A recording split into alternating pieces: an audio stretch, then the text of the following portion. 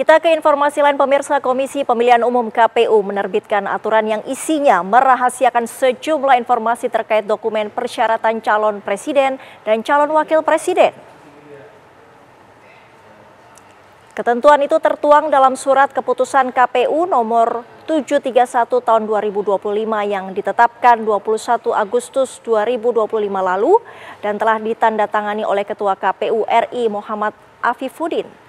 Keputusan itu menegaskan KPU tidak membuka 16 dokumen termasuk ijazah calon presiden dan calon wakil presiden kecuali atas persetujuan pemiliknya.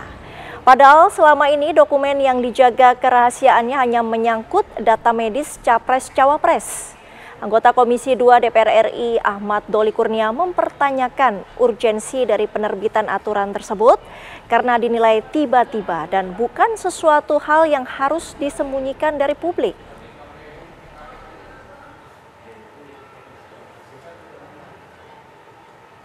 Akan merujuk kepada perubahan-perubahan yang mungkin terjadi, kemungkinan besar terjadi di dalam sistem pemilu kita itu. Ini yang sekarang kan sedang dikaji masing-masing partai politik ya, dan kemudian di DPR. Nah makanya dari segi urgensi ya perlu dipertanyakan kenapa kok tiba-tiba pilpresnya masih 4 tahun lagi ada PKPU tentang pilpres gitu.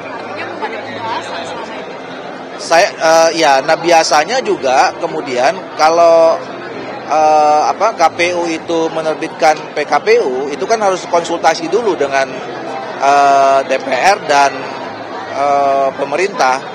Ya dalam hal ini biasanya di sidang-sidang atau rapat kerja di Komisi 2. Kabar lain, pemirsa, pemerintah berencana menambah lebih dari 10% kepemilikan saham di PT Freeport Indonesia.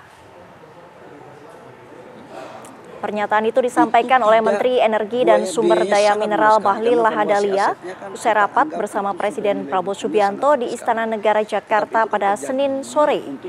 Menurutnya, pemerintah yang semula hanya merencanakan penambahan saham sebesar 10%, kini berpeluang memperoleh lebih dari target awal. Bahlil menjelaskan pembelian saham Freeport lebih dari 10% ini tidak akan membutuhkan biaya besar. Hal tersebut dikarenakan valuasi asetnya yang sudah menurun. Pemerintah saat ini sudah menjadi pemegang saham mayoritas PT Freeport Indonesia dengan kepemilikan 51%. Namun dengan rencana penambahan lebih dari 10%, maka saham negara minimal akan mencapai 61%.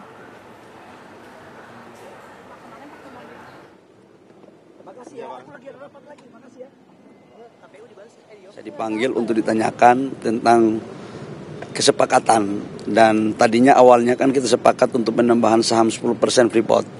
Tapi tadi berkembang negosiasi yang insya Allah katanya lebih dari itu.